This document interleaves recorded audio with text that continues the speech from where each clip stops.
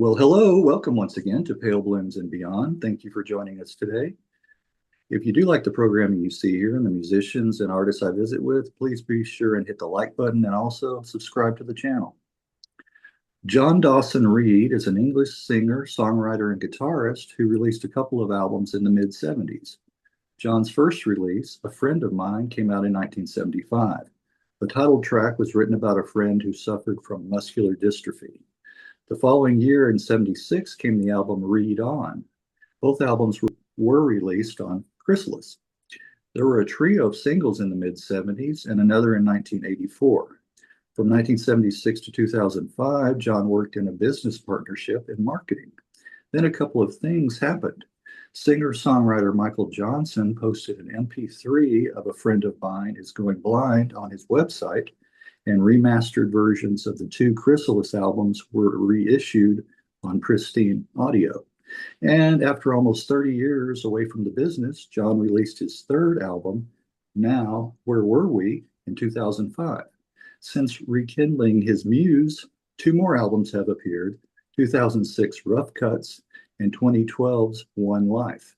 And most recently in 2021, my guest released the song One Wish. Well, welcome, John. Well, nice to be here, Greg. Thanks for the invitation. Oh, you're very welcome. Well, take us back to the beginning. Where were you born? I was born in Woking in Berkshire, where I've maintained a family home ever since. I now live mostly in Wokingham, but I have another place where I go to in France, where we spend a lot of our time as well. Okay. Yeah, I'm a local boy too here. Lived in and around Dallas most of my life. So, Oh, you're in Dallas. Lovely. Yeah. yeah, a suburb. We're about 20, 25 miles northeast. Yeah. So, yeah. Well, do you recall your early childhood growing up as far as was there music in the household? Right from the very beginning. I had a guitar. My father used to have a ukulele, and he played the ukulele.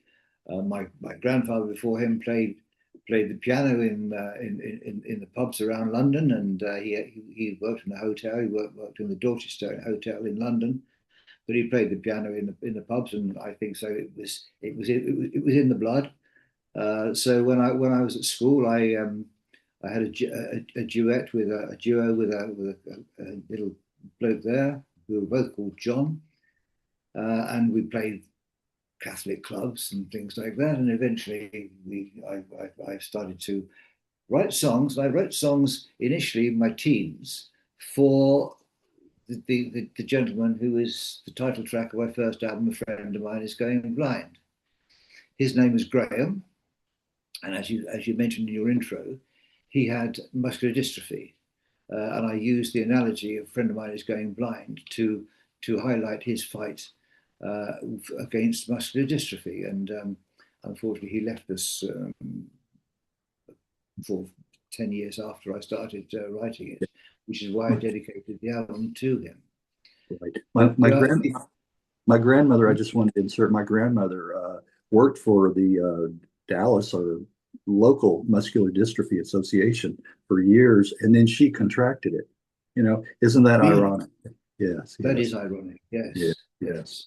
I mean, Graham was a remarkable man. He lived his life in a wheelchair, obviously, but he had a little control box with micro switches that he could just use his fingers and control a Revox tape recorder. Did he? Okay. So I used to go around there on a Friday with my latest creation or whatever song I'd written, and I'd play it to him. He would record it, and that's how the first album came. But right back before A Friend of Mine, there was a previous album called Good Living, Yes, yes. And I wanted which to talk a little bit about that when we which get there. which which Graham recorded, Okay. and he and his nephew Philip, they went into the pressing room and got the thing pressed as a very short run album. I mean, Yes. I don't have one, but I believe they are out there somewhere. And it was Graham that then sent that off to.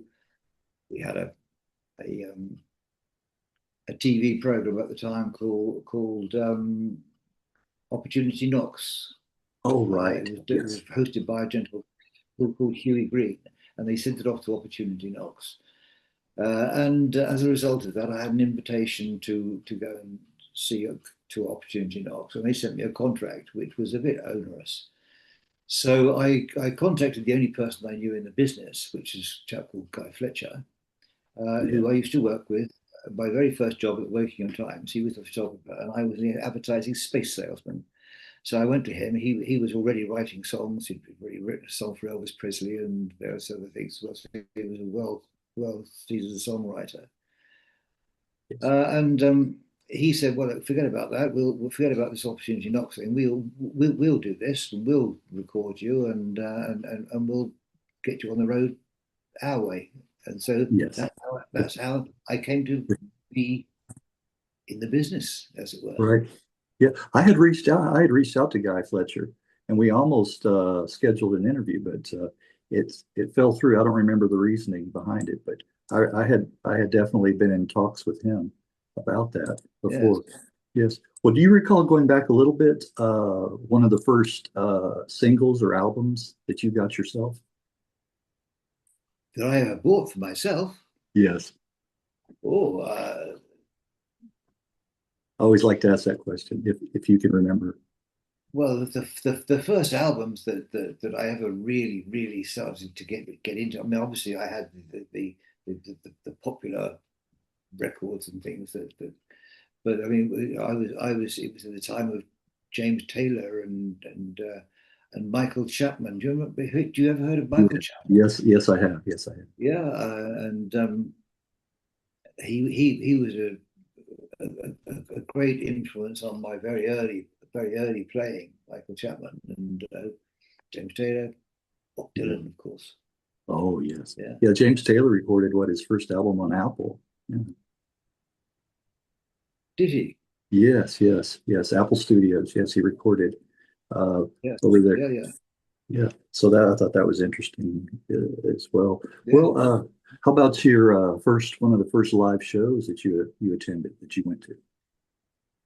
The first live concert Yes. was I haven't really done that many concerts. I've been to concerts like um, the Faces, the Stones, and things like that. Um, but my first live concert would have been probably someone like Julie Felix at Reading Town Hall and things like that. Very All right. Okay. small time, but it was that kind of genre Yeah. of music that was interested me. I was interested in words and lyrics and stories and things. Okay. We'll talk about some other influences for you. You mentioned a few. There was people like John Renbourn, Bert Oh, Jans, Michael oh yeah. Chapman, and those sort of guitar players that played like that, and probably people that I knew. I mean, Guy was an amazing influence on me because he had written some lovely songs, Guy Fletcher, and he had a Yes. group called Rogue. He had Rogue. You ever heard of Rogue? And they had some albums out, and I used to write for Guy as well, and so he influenced me greatly in the way that I pursued my approach to writing. Let's go into a little Yeah, more detail. Go into a little more detail on the recording of the acetate "Good Living" in '73. Good Living in '73. Uh-huh. I didn't even realize at the time that there was an acetate planned to go ahead. I mean, that was entirely Graham that sorted that out. I was writing for we had a little local theatre group, and I used to my colleague that I was playing with at the time, a guy called Chris Keevil. He and I wrote a musical called Not Yet But, that Oh, basically was being produced by my colleague Graham, a friend of mine, Okay. and he said, so once again it's all tied up with local music and local musicians, which is why, in truth, I think I was never really, did I ever really feel that I was part of the massive music business, international music business. I always felt I was writing songs for myself, my guitar, and my friends. The fact that a friend of mine is going blind all of a sudden was picked up by Chrysalis, and it was released in America, and I still have people today writing to me about a friend of mine who's going blind. I mean, and which is extraordinary. Yes, yes. It has traveled. Yeah, I was going to say it has traveled. Yeah. Go ahead. Well, I was going to say the song has really traveled well over the years. Yes. Yes, indeed. Yes, indeed. And of course, it's been recorded by various people now, including Mary O'Hara. Yes. And she recorded as well, translated into French. And all of that really took me by surprise. And then this I was going to say, this gentleman in America, I don't quite know where he comes from. I've got a feeling he's somewhere in Philadelphia. He recently has written a song called Mystery Music Man, which he's done, which talks about my early life, and the fact that after my first two albums, I pretty much disappeared. Yeah. Which really is effectively what happened. Yeah. Not it's just that other things happened. Children came along, and life gets in the way sometimes, doesn't it? Life gets in the way, as you say. Right. Yeah. Well, I wanted to mention songs off of that acetate. I think it would have made a great album, if it had just, been recorded as an album, pressed and all of that. A lot of great tracks on there. Yes. I enjoy that. And I know you've been told this and you mentioned him earlier, but I hear a little James Taylor in your voice. He's a very lucky man. Yeah. Well, I mean, yes, he has influenced me. If I sound like him, it's not because I try to sound like him. It's right. Because that's your influences they come out in the music. It's not intentional. They just come out. Yes, I think so. I think so. But looking back now, the work that I have done, I like to think that much of it is pretty much it's got my stamp on it rather than anybody else. Yes. Well, I wanted to mention the tracks that I like off of the acetate. Any memories that you have around the songs at all would be appreciated. Of which the first acetate. The acetate, yes, the Good Living. I like Good Living. Good Living. It is a habit. I like that. Well, funnily enough, Good Living was one of the first ones that I wrote, and only 2 nights ago, I was singing with my son, and because he's right? And he was singing, and that's one of the songs we do together. Is that right? Okay. That one's done full circle, and it's still being sung today, and was being sung earlier on this week. Is that right? Just as okay. Well, that's good timing. We're talking right now. That's good timing. Well, but I can't. Some of the songs on there, quite honestly, I haven't heard them for so many years. Okay. Well, I'll just mention, and if you want to interject at all, any memories at all. Yes, I like Libby's song. Libby's song was written for my sister, Libby, who moved to Australia, and I couldn't get to her wedding, so I sent her a song. I wrote Libby's song for Libby and sent that across the water to her to Australia. All right, all right. That's a nice gift. Nice gift. Hmm. Uh, and then Summer Song is another one. Summer song. I can't even remember the lyrics of summer song. uh, so, I mean, it was 1972, was it? Uh, When this it may have been recorded. It album was came out, released in 73. Released in 73. Yeah. So that is, released in 1973. yeah, yeah. So that's going back. I, Yeah. If you Wait a don't, minute. that's Wait a fine. minute. Where is that? Okay. I haven't got one. Let me just one Okay. second.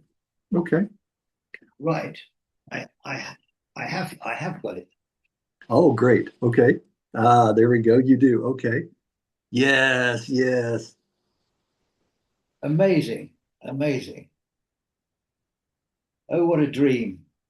That's what I looked like in those days. Yeah, that's a good picture, though. Good picture. Yeah. A few Yeah, years ago. my lady of music was was a song written for a lady called Sheila, who is still out there singing, and we did some shows together, and I wrote that for her. Summer Rain, which became Rain on the first album. Yes, right. Yes. Uh, I like the guitar. I like the guitar in Summer Rain. I like that. yeah, Uh, Fairweather Friend is another one that I like.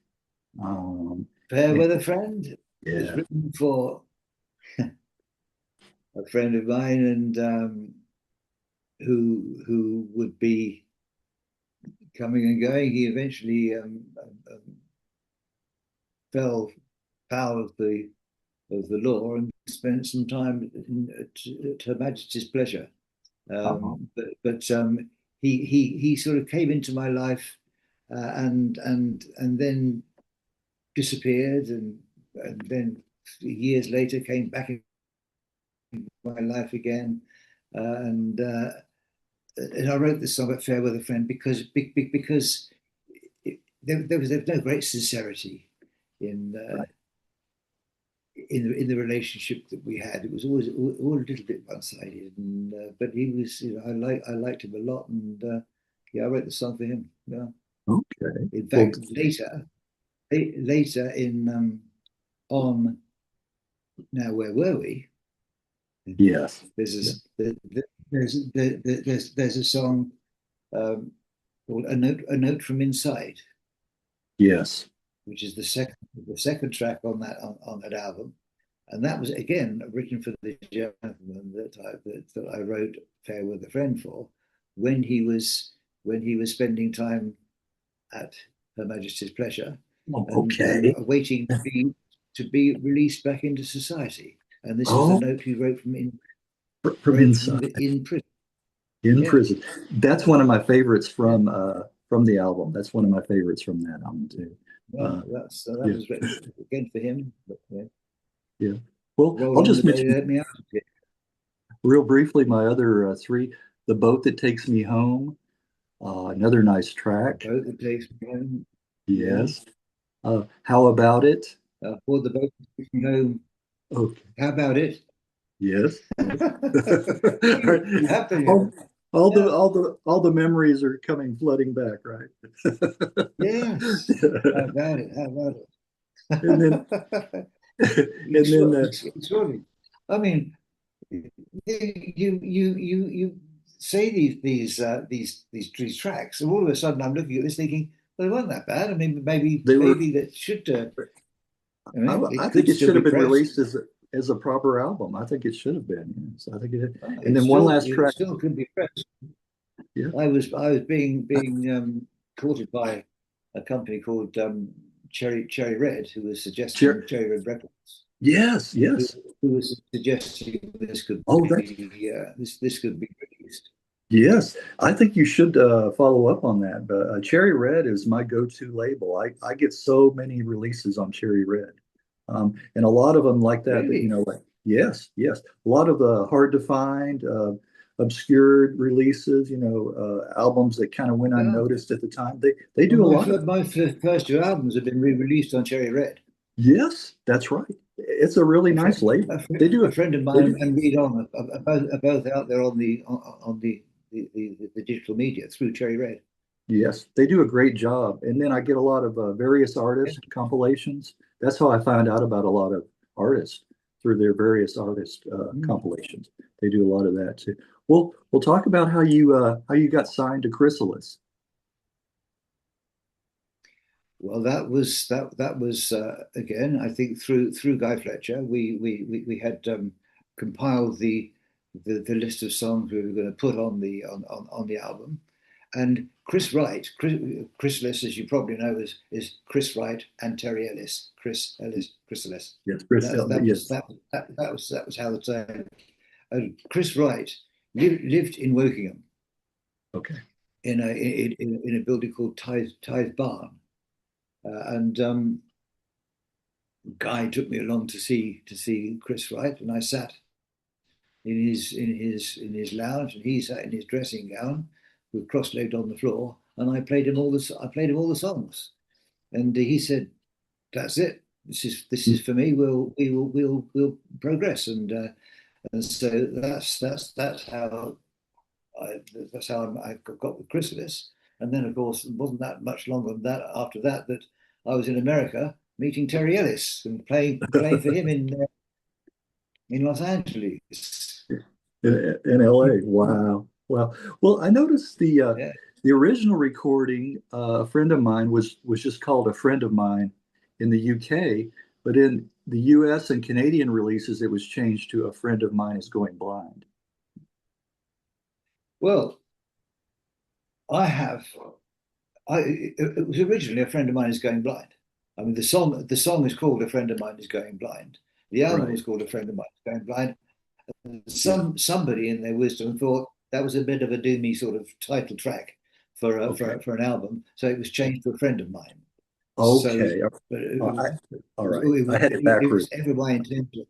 And I didn't even realize that had happened until all of a sudden I got an album through, and it was a friend of mine, and not a friend of mine is going blind. I thought, how did that happen?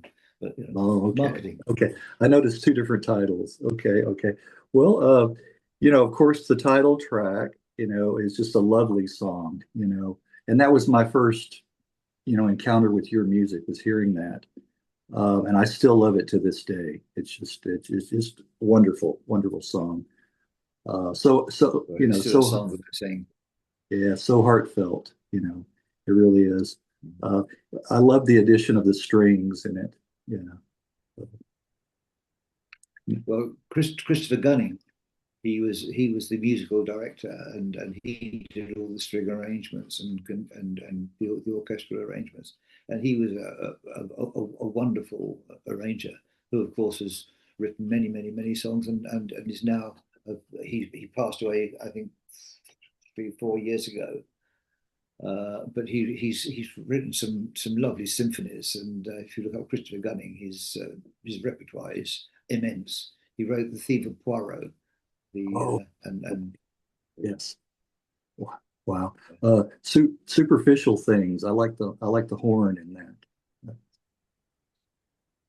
we can talk in idle chatter, in quick and witty repartee, breaking up the age-old phrases, but few of them are really me.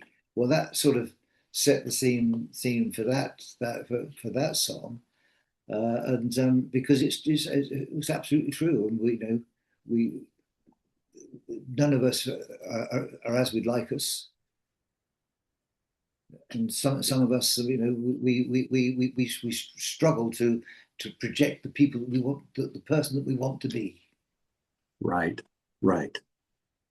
Yes. I like that. I like that. The Yeah, rain, the track Rain, with the strings and the Spanish guitar. yeah. That reminds me a little of what was happening with Al Stewart on his Year of the Cat. Al Yeah. Stewart, yes. I mean, Mhm. yes, I did. I think we did we supported Al Stewart on one occasion when he came down to the south of England. But he was a great artist as well. Al Stewart, loved him. Very much so. And then Sally, Alley, Sunday. Nice addition of the flute on that one.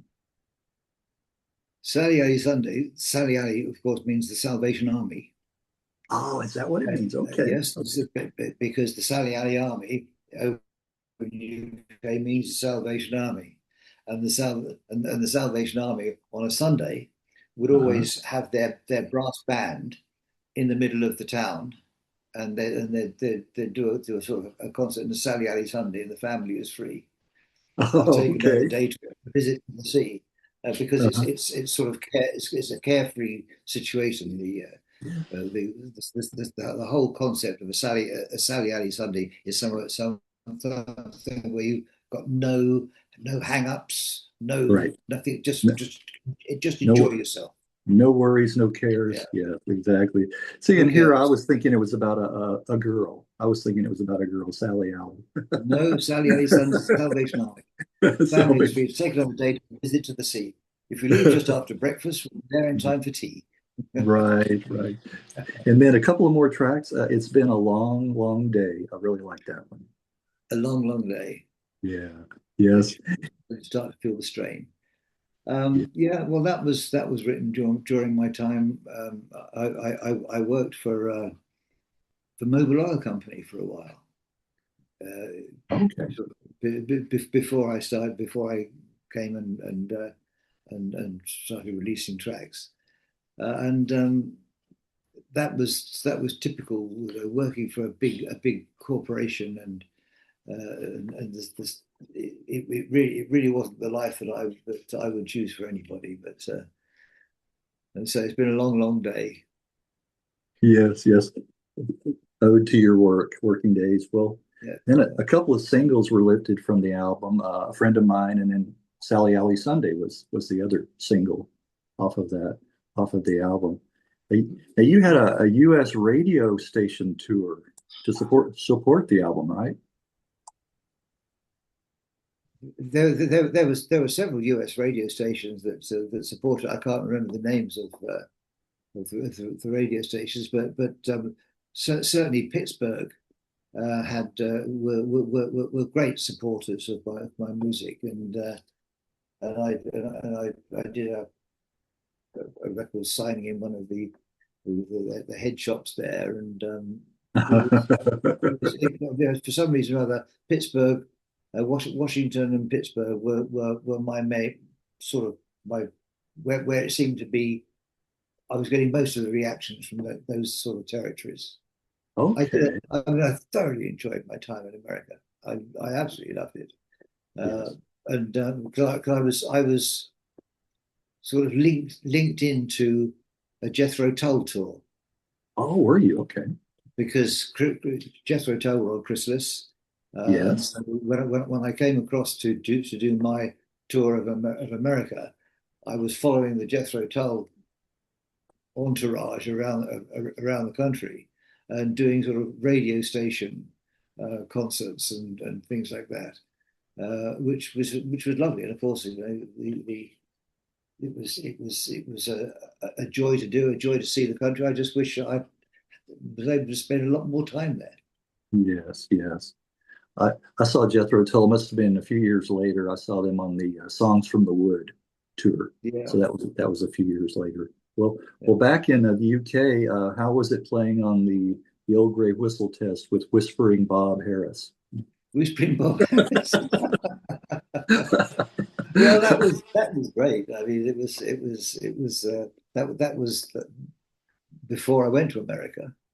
That was Oh, when that was the launch of the album, okay. and I played a friend of mine and another song on that, and he announced that this was going to be the title track of the new album. And I was about to go Oh, to America and launch it, which is exactly what happened.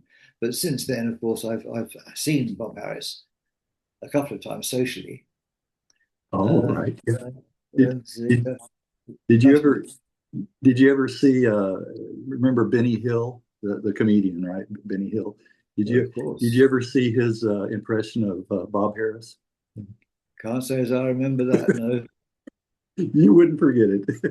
yeah, no, That was my first seeing Bob Harris was Benny Hill doing him, and it's spot on. It's it's exactly like him. So anyway, Mm. well, how about the Me and My Music, the half-hour feature for RTE TV? When was that? That was as a result of the Cap Island Song Festival, Oh, okay, which was in Ireland, where I represented England for that. okay, I wrote a song called Ireland, um, that went down really quite well, and I was awarded the UK Composer of the Year. It was in 1986. yes, I you were, yes, you were. the Composer of the Year for that track, and as a result of that, I think that's how the movement got it with RTE TV. And I spent there with Alan Hodge. Alan Hodge, you probably don't know Alan Hodge, but he was a magnificent guitar player, and he was the lead guitar player for Leo Sayer, to name but Oh, one Lisa. really. And we have Mike and the Mechanics was his group, and he's still got he again passed away. Unfortunately, when you get to my age, people pass away. Yeah, And he passed away several years ago now, but his following on the digital channels is amazing. So he and I sat on the stage with RTTV, and he was tinkering away in the background with some of these lovely songs that you can hear on my albums here. Because he yes, was just, I mean, all of the fancy guitar work that I play as I play sort of quite uh, James Taylory type playing. Alan yeah. Hodge is the one who does all the clever stuff. The more intricate playing. Yes, yes. Yeah. Well, the following year, 76, Read On would Read appear. on, yes. Yeah. And I'll just mention my favorites. One Road for Angels. I really like that. Well, One Road for Angels was written about. It was not exactly a true story, but it was written about the myth of following your dreams and going to play songs in America, Yeah, and where you couldn't go wrong. The streets were paved with gold, and of course the truth of the matter is it's a bloody hard graft, and you're very lucky if you make it, and you've got to play in all sorts of funny places before you actually get recognised. yes, And One Road for Angels is a few. They do manage to sort of go, and the rest of us, yeah, it's a hard graft, and you work hard, and if you're lucky, and I've been lucky, you manage to get your voice heard. yeah, yes. Very, very well said. Very well. Like you said, it is a hard road. It has been for Mm. forever. It seems like, yes. Well, Mm. if all things must change, If all things for the change must change is personally one of my favourite songs. oh, okay. If all Oh, things must change with the passing of time, the yeah. mighty must fall and the fallen must rise. It was my mother's favourite song as well, Is that and right? yeah, and again, it's a song that I sing regularly, and it's one that I would like to redo it. I'd like to revisit that song, and there are a few songs that I would really quite like to because my voice isn't the same anymore. I mean, I don't sing those extraordinarily high notes but on the other hand, I'd like to think it's probably expressive, but in a slightly different way. And there are certain songs like If All Things Must Change that probably can be done, I think, better than it was originally done, because it was very nice and very pretty and very melodic. But in actual fact, the sentiment in it is is really quite hard hitting. Yes. For me, and it's For you. it's strong. Yeah. Yes, yes. And maybe with your voice changing, you add a little different element to it too. Yes, exactly, exactly. The songs are different. I mean, Yeah. even a friend of mine, I don't sing it like exactly the same as I used to sing it on the album. But I'd like to think that I now understand the song better than because when you grow you grow into a song and I enjoy playing certain tracks or certain songs on the guitar more than I ever did before. Oh, well, that's And good to hear. and Yes. and if all things must change, it's definitely one of those. What is this? All right, three more tracks from that album. Such is the Mystery. Such is the mystery. That was written in my mother's garden on an absolutely beautiful day. Let the day fall all around you. Let the breath of life surround you. And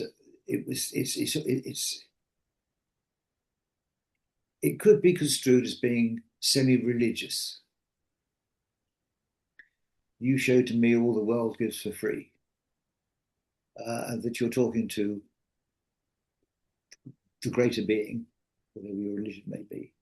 Yeah. Uh, and I suppose in some way it is, but I was really talking to the day, talking to life, Yes. and all of the joys and all the blessings that it bestows upon you, that sometimes you take for granted, and you really should have another look and focus on life properly. I mean, it was picked up by Cliff Richard. Yes, I was He going to was, get to that. Yes. and he put it Yes. on. He's actually recorded on 3 albums, I believe. Okay. Okay. Um, Yeah. but he did it for a while on his really religious circuit. He did religious sort of concerts, Yeah. and he included it in that sort of sequence, Yeah. which I felt very honoured about. He did a beautiful job. He sung it beautifully. Right. He was definitely a fan. But you're quite the wordsmith too. I have to give you that credit. All of your songs. I mean, it just interlaces, the melodies with the words. It's a great, sign of a great, songwriter. And you have those traits. So I like I enjoy words. I do, and again, it's a family thing. My father was a great wordsmith. He he wrote a book at one point recounting his time in the war. He was a fireman in the Blitz, and oh, was he? Okay. he was blown up, and he came down, and his sergeant was killed, and he had to have a sort of a field operation to save his leg and his arm, where they did, and he wrote a book about it called A Busy Night that was dedicated to the auxiliary fire service. And they printed up many hundreds of thousands of it. It was used to promote the war effort. Is And that so right? and so words again Yeah. in the blood and the family. Yes. I've never written a song that I didn't think had some sort of direction, some sort of meaning, and some sort of message to convey. Yes. Well, they all do. Two more real quick. Days of Sweet Remembrance, another one I really like. Days of Sweet Remembrance. Yeah. That was written for Graham when he passed away, and I sung that at his funeral. Yeah, so Well, heavy. Yeah, and then thinking the things I'm thinking. Yeah. thinking the things I'm thinking Yeah. is is sometimes I walk along with my head hanging low, hands in my pockets, my head. It's just the way you are when you're growing up, kicking through the leaves and getting immersed in your own thought and enjoying them, which is you find yourself completely isolated on your own with your own thoughts, thinking the things you're thinking and saying, "That's okay. I'm happy. I'm happy with this, content with this." And That's that's a wonderful subject for a song, like you said, just just the simple things, But, yeah, yeah, yes, yes. Well, well, you already mentioned the Cliff Richard covering "Such Is the Mystery." I remember when I was in, this will date me, junior high, I think it was, or maybe middle school. "Devil Woman" was on our jukebox. Yeah, I remember yes. hearing that quite a bit. Yeah, yeah. Well, such is the mystery is the track that follows "Devil Woman" on Yeah, the album. on the album. Exactly, exactly. Now, this is strange. How did you come to record a song on the B side of a Polish 45? Katia Filipowa, and then the B side was "I Know It's Love." Uh, I know it's love. I know the feeling. I That song was. I didn't realize it was a B side on Katya someone or other's yeah, track. Filipowa, Filipowa, Filipowa. She had the A side, and Right. then I didn't. The track was written for the Sopot Song Festival, the Polish Song Festival. okay, okay, Again, I wrote that I was representing the UK for, but it was done in such a way that the melody was presented by a Polish writer, and I wrote the lyric, and which also required massaging the melody a bit. And then I went to Poland and performed it, and it was on the Sopot album. But I didn't realize it had been released as B it's, side of a. Mind you, yeah, there's so much goes on that you don't know. I only really discovered very recently that the Seekers released one of my albums, one of my tracks. I didn't know. yes, yes, exactly, Yeah. exactly. I mean, And I talked, this was only last year that I found out yeah, about it. We did it yeah, in, I don't know, 1980, 1990, I don't yeah. know. And I talked to Keith Potger, who formed the Seekers. I talked Right. to Keith. Yeah. So yeah, isn't that wild? Yeah, the things that you'll find out. Yeah. Right. Well, I mean, I found out because somebody wrote to me on my thing, say what were the lyrics, what was the meaning behind the song, which was the song was England. The song oh was called, yes, England. Yes, that's it. and and he said the Seekers did. I said, did they? I Yeah. had no idea. And he sent me a copy of the uh, video of the album and the sleeve. And it was a single, the single and the sleeve, and a link to YouTube so I could hear it. And that was the first time I'd heard it. Yeah. Did you like their version? Did you like their Oh, version? brilliant! Yeah, Yeah. lovely, really, really good. Thanks. Yeah. Oh, superb. Yeah, isn't that wild? Yeah, Well, from that Sopot International Song Festival, you won an honorary diploma. Yeah, I did. Yes, yes, I did. I did. I didn't got what that means. I didn't actually win the festival, yeah, but I think I was up there with a gold disc and things and a diploma which is hanging somewhere in the music room. Yeah, yeah, yes. I mean, that's something to put on your CV, right? yeah, it Yeah, would be. right, Yes, yes, yes. right. I've done a few of those sort of things. I did another one in Turkey in Istanbul. Yes, yes, the telephone. The telephone, yes, Yeah, yes, yeah, which I've never recorded anywhere else. But yeah, yeah. Well, you see the door right there. Yeah. right, right. Well, as you mentioned earlier, you left music to raise a family. and you would work in with. You mentioned mobile, and marketing. I was looking for mobile before I went into music. Oh, that was So before. so Okay. the music came after that. And when I left the music, I was well, I didn't know I was leaving the music. I wasn't intending to leave the music. I was still writing a third album, which eventually became Now Where Were We? And and I thought, what do I do now? And so I was in the local pub chatting to a pal of mine, and he said his company needed a PR activity, so I started a PR company just for him.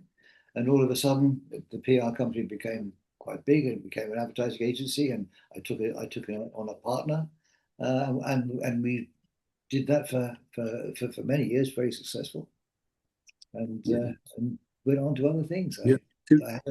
I then Yeah. potted on to open a restaurant as well.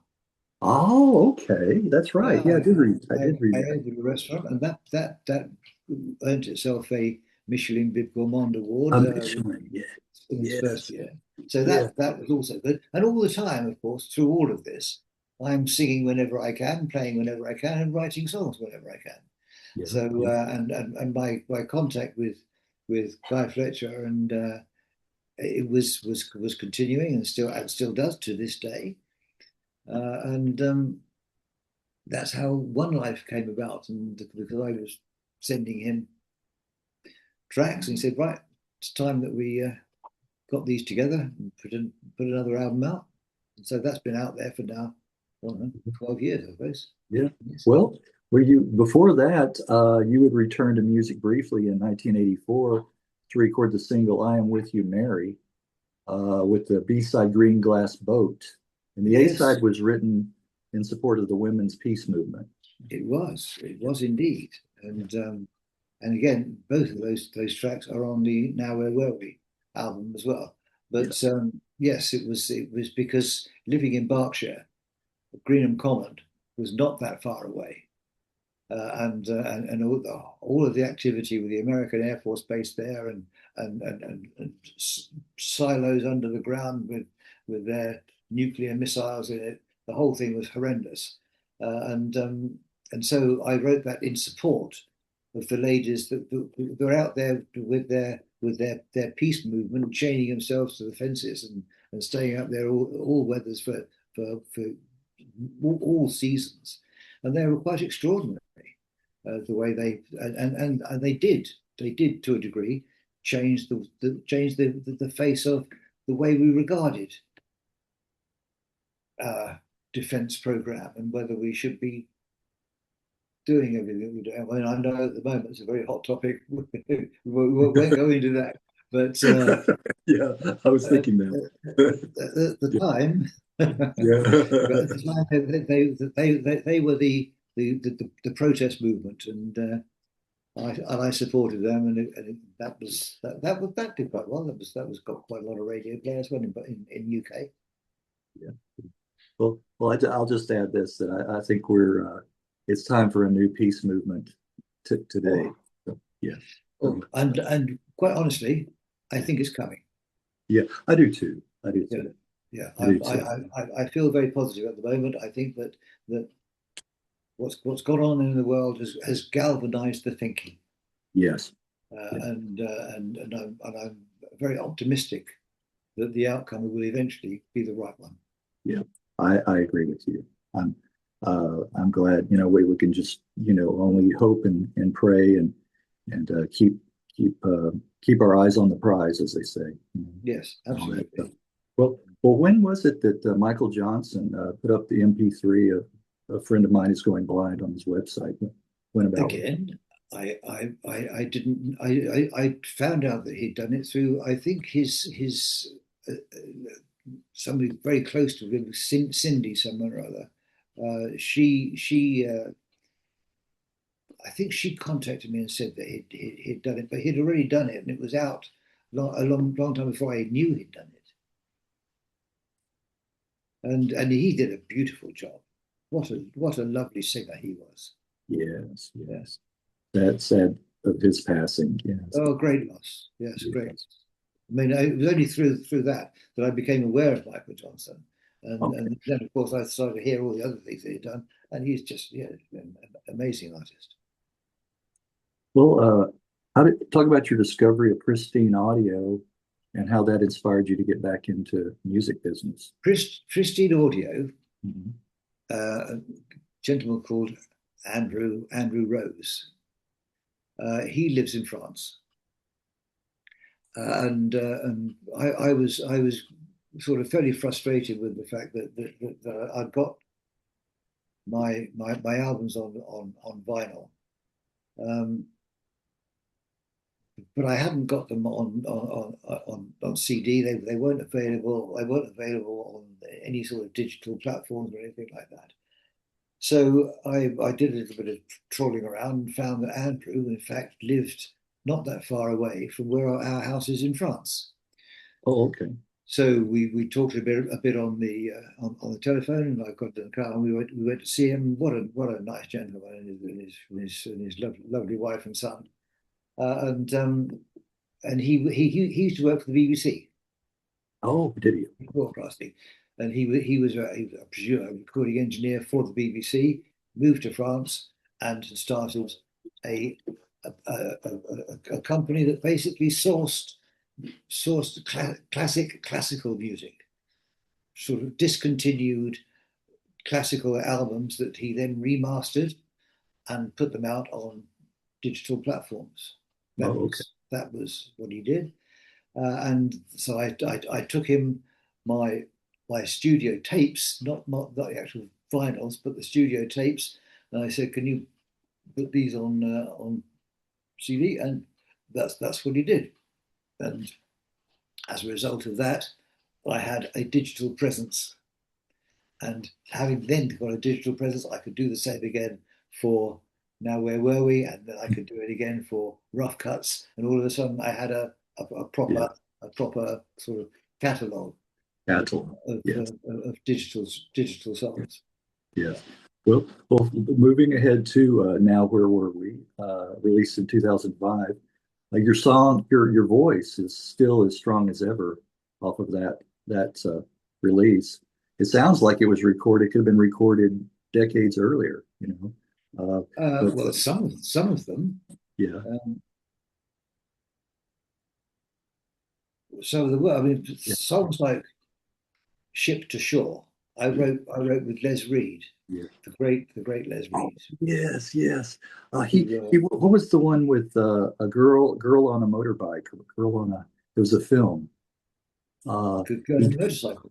Girl on a motorcycle. Yes, yes, he did. Yes, He did music for that, but he also did things like the Last Waltz and yes. uh, not the Green Grass of Home, but for Tom Jones, he Tom wrote Jones. some great stuff. Right. And I went and wrote half a dozen songs with him, and Oh, okay. Ship But to Shore yeah, was one we, of those. that's one that I Uh, like. It's nice the way you started off the album with the Days of Sweet Remembrance, a Days of Sweet Remembrance, reprise, the reprise. Yeah, from the that. reprise of it. Yeah, yeah, Basically, that's where we ended. Read yeah. on, and so Right.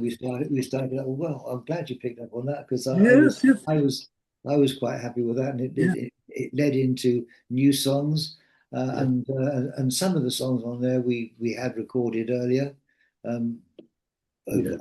over the years, and this was a compilation of those plus a few more, Right. and Well, uh, you mentioned we've already covered three or four. Note from the Inside, Ship to Shore, and Green Glass Boat, and I Am With You, Mary, all on there. yes, they are. I also like the Suns on Sausalito. Sons Uh, on Sausalito. yeah, yes. Well, that Uh, that that that was harks back to my trip to America, oh, okay. where I was staying courtesy of Chrysalis Records in San Francisco, and Fisherman's Wharf is of course in San Francisco, and from Fisherman's Wharf you can look across to Sausalito, Yeah. And this was a song about sitting on Fisherman's Wharf and looking at Sausalito first thing in the morning. And the Yeah. sun's on Sausalito, and Yeah. it came across the bay, and an hour or so later, it arrived here. Yes. But Right. and I built a story around that, um, um, because also they put me there because that's where Dock of the Bay was Right. was written. Otis Yes. Redding, and Yes, it is. they said, "Well, if he can do it, you can do There you go. it." And then another one I really like is Sunday, My Child and Me. Sunday, my child and me. Yeah. My child, who was the child at the time, was here in this house only an hour ago, and we had a routine, and every Sunday morning we would get up and we'd go for a walk. We'd take the dog for a walk and we'd head out into the country, and it was life affirming. It was such a lovely experience. I mean, it was you couldn't help but write a song about it because today, I mean, she now has children of her own, and a husband of her own, and she probably does exactly the same with her daughter, um, because you should you Yes, should family bonding time. that's exactly right. Carry on that tradition. That's right. Yeah. Exactly. And then one more track, Once Upon a Time. Once upon a time. Yes, once upon a time, before the likes of you and I take a breath to them. That was written and it was recorded by Bobby Vinton at one point. And it's been used by once before. It's again talking about family, it's talking about parenting, it's talking about children and your devotion to the children and you who are beautiful in body and mind. Thank God that someone cared once upon a time. Because it's all about a debt of honor to your mother and your dad who stood by you all through your childhood. So that was to them. Right. Tribute and ode to your parents. And Really, yes, yes. yeah, Once upon a time. yes, yes, I like that. I like that. Well, in 2006, Rough Cuts. And here's my picks from that one. A Girl in a Million. Yeah. Girl in a Million. Yeah. That was obviously written for a girlfriend. Can't say who it was. Okay. If I'd known that, I wouldn't have brought that one up. Okay. Uh, Yeah. and then, Rough Cuts was fun because basically there are a few songs that it's a bit it's more rough and ready than yeah, it's got none of the big productions that we had on the first two albums, or I mean, it's mostly voice and guitar, yes, yes, yes, and they are a little rougher around the edges. Yes, yes, I yeah, agree. which is Yeah, hence Rough Cuts. But on the yeah, other hand, there were songs on that yeah. that that I thoroughly enjoyed, and I thought certainly Well, there were people out there yeah, who were suggesting that I should put these ones together as yeah. an album. Well, we'll see if That's these are some exactly what I did. see if these are some others that you like or fans like. When I first saw Suzanne, I was thinking Leonard Cohen, his, but it's a different song. It's your own. Yeah, yeah, yeah. Suzanne takes that. Suzanne. Is that on Rough Cuts? Yes. The only one I can think of is Leonard Cohen as well. I've not got a copy of Rough Cuts here. So Okay. That's all right. That's all right. That's all right. Uh, we can skip over very that. interesting. Better skip over that one. Well, as soon as this interview is over, I should go Okay. and find that one and look at yours. Okay, listen again. Uh, Because I can recall when I was playing with my pal Chris and we were doing the pubs, the Suzanne was one of the songs that we used to sing by Leonard Cohen. yeah, yeah, So yeah. uh, This is a different. This is there's a definitely. different Suzanne. Yeah, I know that, But, but but yeah, no. that's all right. Well, best we leave it over is another one. Well, that's a song about having to part company uh, Yeah. and um, and be thankful for the time we've had together. If it's not working, it's not working. So best we leave it over now. But nonetheless, appreciate the time we've had together and the value of the person that you've been with for that length of time, um, and move on, as it were. As well. Yeah. Yeah. And then James, the confession. You very done your but James the Confession was about was it was not a true story. It was not a true story. But it was a true situation where people are sometimes blind to the things that they've done, and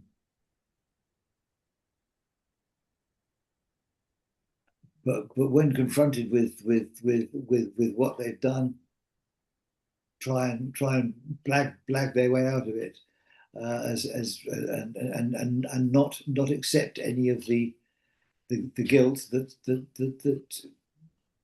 is on their shoulders. Okay. And And then one more track, Someday Come the Snow, that I really enjoy. Sunday, come the snow.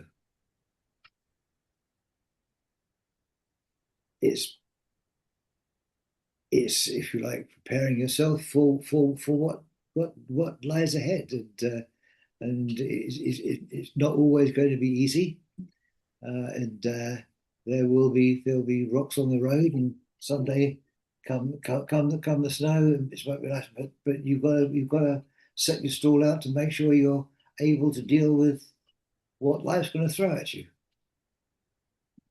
Yeah. Speaking of snow, have you had any snow this winter? No, Okay. We had a couple of not days. yet, not yet. Yeah. There's still winter ahead. We had it last month, a couple of days of it, but Well, I mean, America has had it so yeah, bad. it was a Quite real extraordinary. a freeze over most of the nation, and Yes. but here down Mind south, you, yeah, down in Dallas, you're yeah, we don't. It's 1 or 2 days a winter, and that's yeah. about it. And they say, what they say about Texas weather: if you don't like it, wait 5 minutes. Because it changes so drastically. So we'll Oh, get a when I little was bit of yeah. in Texas, I can remember getting out of the airport at Dallas Airport and Mhm. going across to the taxi rank, and when I came out of the airport, the weather hit me like Yeah, getting just walking into an oven. It was quite right, extraordinary. right. Yeah, the humidity and everything is just really, Oh, yeah, it's massive. yeah, it is. Well, now I want to move on to One Life, released in 2012. These are my picks: uh, a book and a beer. A book and a beer. Yeah, Well, that's just leave me here with a book and a beer, and my heart will be overflowing with my years. It's exactly what it says on the tin. If it's a case of being happy in your own skin, and being content, just knowing that because it was written at a time in my life where I was no longer a young man, and I've done all my work, as it were.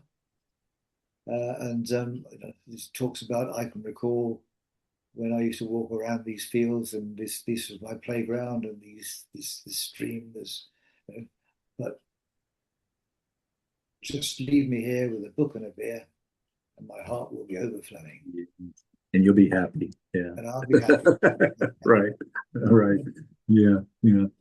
I think it does as you age. I think things become more simple, for you, Well, and it becomes more important. It yeah, like yeah, you appreciate yeah.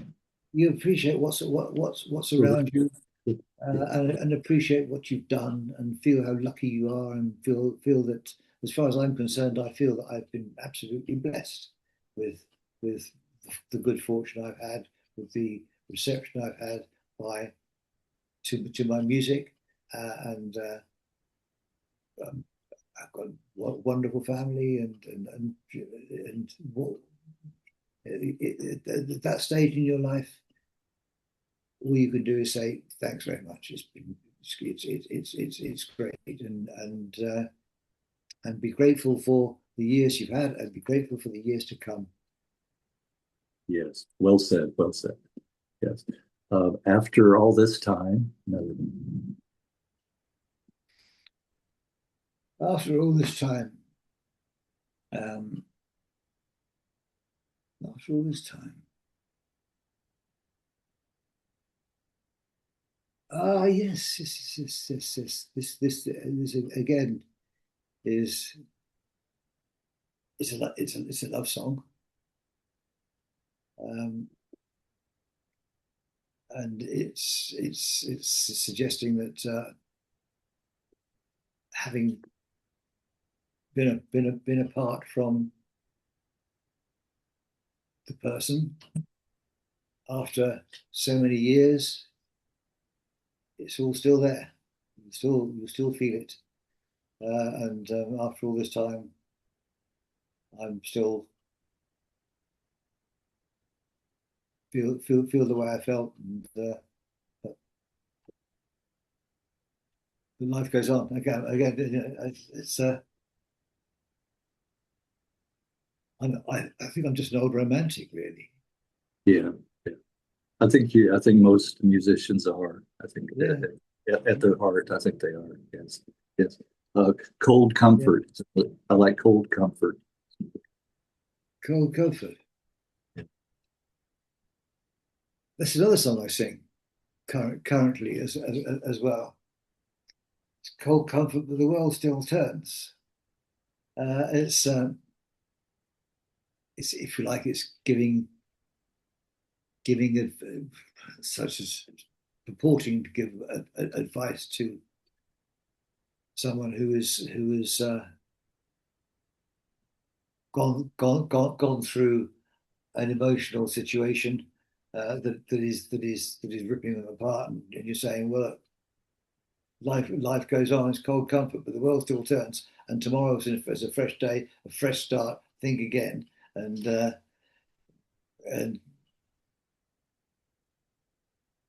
eventually it'll be okay. Oh, I Very, feel that very.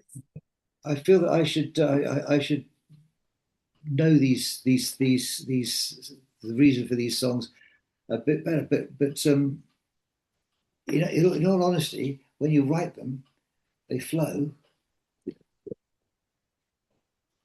and you don't need to sit and think as to Yeah. Over. why you've done it, and all that sort Yes. Over. You don't have to over analyze or of. anything. Yeah. I think yeah, a lot of your songs are very inspirational too. Like you're referring to that. And Well, I hope so. yes. I like to think that. I mean, every now and then somebody writes to me, and rarely does a week go past that somebody hasn't written to me and said that I have influenced them in one way or another, and it's a rare privilege, and I feel so grateful to have been able to do that, Yes. and if You, if that's my know, my legacy, I'll take that. It's all worth it, right? It definitely to have that impact on people's lives like that through your music, you know. Three more, one life. One life is really nice. One life, it was written for. It's actually written for my son. My son has Crohn's disease, and it's a battle. It's a very debilitating disease, and it's written about the way that he has managed his life. Life isn't always fair. You don't always get to choose the cards that you play, but life is not about winning. It's how you play the game, and how he has managed his life to become a brilliant musician, a brilliant songwriter, and is talking about how he has overcome so much, and and eventually, when you look back, and you know you did it, and you did it right, you did it the way you played the game to the best of your ability, and basically came out on top. Yes, I like that. I like you've had several tributes, of your songs to different people and loved ones, family. I like that. I like that. It's all. I mean, really, everything I've written hopefully has reflected on some either time of my life, or somebody in my life, or some aspect of life that I think somebody else is going to relate to. Yes, yes. And then two more, seven silver buttons. Seven silver buttons. Yeah. Seven silver buttons. I nearly called that song Lord John, because when I was a child, there was a character that used to be at the local railway station and entertain the kids. When I say I was a child, I was 12, sort of going to school on the train, and he'd turn up on an old bicycle with an old car radio area with sort of the pennants on it for the places he'd visited. And he'd dress in a red hunting jacket with a black hat, and he'd tell stories. And he was a vagrant. He was homeless, and he was a war veteran. And he used to travel all around the country and tell his stories. And he had seven silver buttons on a string, which were in memory of colleagues that he'd lost during the war, who never came back. And he would always play with these seven silver buttons, and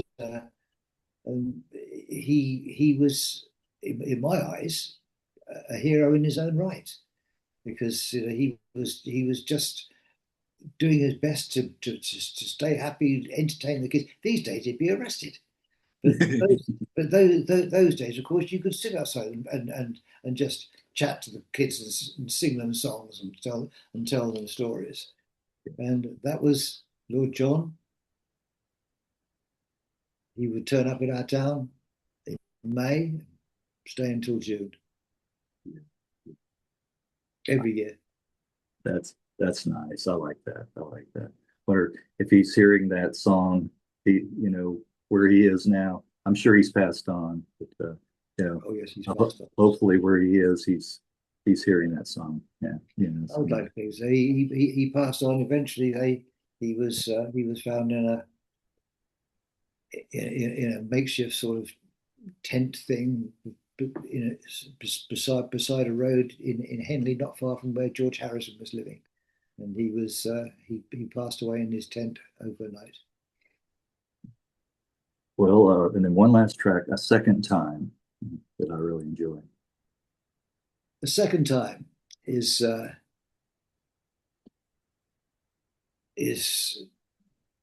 basically talking about you make mistakes, you swear you're never going to do it again, and then you do. And you fall off your horse, and you just you've got to follow your instincts, and you know you shouldn't be doing it, you know you're going to come a cropper, but nevertheless there's something you feel you've got to do and you've got to follow it, and so you do it a second time and probably come a cropper again. Yeah, right. but no worse for the wear. Yeah. No, absolutely. All right. Well, the song "One Wish," a song of regret, but pretty ballad. Yeah. One Wish was written my house in France, where I have a very, very nice room with a very, very nice piano. And from time to time, we have gatherings at our house, and at the end of the day, it would appear to be right and proper if I was to get on the piano and sing a few songs. And that one wish was sort of grew out of those occasions. And I've got a pal of mine says, play that piano tune. So I have to go and play his favorite piano tune, which became One Wish. And I like the sentiment in it, and it just showed that sometimes you really can't focus on what's right beside you, because you get so close to it, you really can't know. You think you know the person that you're with, and all of a sudden something happens that they've been doing something completely different, and you never even knew, because you're just so close you can't see it. Yes. Yes. And in circumstances like that, all you want to do, one wish is, I wish I could have told you right at the beginning how I felt, and now I've screwed it up. Yeah. Yes. That's nice. Very pretty ballad, very pretty song though, you know. Yeah. A lot of times you have to like step away from a situation too, you become so enwrapped in it that you can't see what's going on. You can't see it. You Yeah. can't. You get so close, you can't focus on where Yeah. you are. Yeah. So Right. yeah. I like that. Well, um, I can't think of, can you think of Well, you've anything covered all my albums, Greg. I mean, I'm so impressed with well, your encyclopedic knowledge of the work that I've done. It's quite extraordinary. So well, thank you very much for oh, that. you're very welcome. I like to dig a little deeper, and it's not just about a channel's not just about your latest release or that kind of thing. It's more of a bio, and so I like to try to Yeah. cover most things. And but if there's anything that I left out or that you'd like to mention at this point, I think that this has been a quite a liberating experience. I've thoroughly enjoyed about. Shame I can't actually remember all the tracks that I've written. you did. You have a good memory. You do. I tested it, right? I tested your Yeah, memory. you certainly tested it. Yeah. So it was quite an interrogation, right? No, you're good. You're good at Without the well light, done. without. Yeah, you. Yeah, no. It was just a conversation. So that's what I like it to be. Well, all right, John, Will, any work on new material, anything like that in the works? I've got I've got some songs. I've got some tunes. Um, I'm not struggling to try and put together a new collection. I think I'm very happy with this with looking at the songs that I've got, the catalogue that I've got, and viewing them in a different light, and saying, okay, this is, I could do this like this and this like this. So I'd like to think that I've got many more years ahead of me where I can get out there and sing these songs. But I'm not. I think I've probably still got about another couple of dozen songs that I could put another album together. I quite like the idea of doing that Good Living album. Yes, I think That's you quite a should. nice one. I, I might just have a yeah, word with somebody, see if we can do yeah. that. Talk to Cherry Red. You have a contact with Cherry Red, don't you? Yeah, Yes, there's a guy, there's the chap there whose name happens to be John Reed. that's him. Yes, yes, that's right. Yes. And So I thought, well, if that wasn't meant to be, I don't know what was. that's right. Maybe it's meant to be. You're separated at birth. So it's your twin separated at birth, right? Yeah, right. Wow, yeah. I think you should follow up on that because I think it would be if it's remastered and that kind of thing, which is what they do. So yeah, I think that would be great. And do you play? You're still playing live? Yeah. How I often mean, do I'm you play? not big venues. I mean, I just like to sort of keep my hand in. I just like little venues, 10, 20, 30 people who Okay. actually. I don't like microphones and amplifiers. I like sitting there with a guitar and a saw and just talking to the people in front of me Right, right, and right. presenting my songs. And that to me is an absolute joy when I Yes. think someone's enjoyed it. And I like it revitalizes me. And I like so, those more I like those what? more intimate settings like that. I like Yeah, for me, that's what I want these days. I that. mean, I no longer want to do the amphitheaters and all those bits and Oh pieces. no, no, no. That's that would not I'm not a musician, but if I were that, I would be averse to that, playing those big venues. I wouldn't like that. Yeah. No. All right. Well, I want to thank you again, No, John, for your time for your time and for well, thank you, Greg. I've thoroughly enjoyed it, and well, well, good. I hope by the time you've edited out all the rough bits, that you can salvage something out of it. Yes, yes, it shouldn't be too much, but I will That's send you very a good. copy. I will send you a copy once I do. Probably this time next week, give or take a day or two, and then it'll also Okay, be on my channel. absolutely great. I'm I'm glad Very you good. I'm glad you saw my message and responded. So Yeah, uh, there yeah. we go. No, There we go. it's been a joy. Well, it has been for me too. It's mutual. So Good, thank good. thank you so much, and all the best to you. Okay. And all the best to you, sir. Thank you very All much. all right. Bye bye for now. Bye.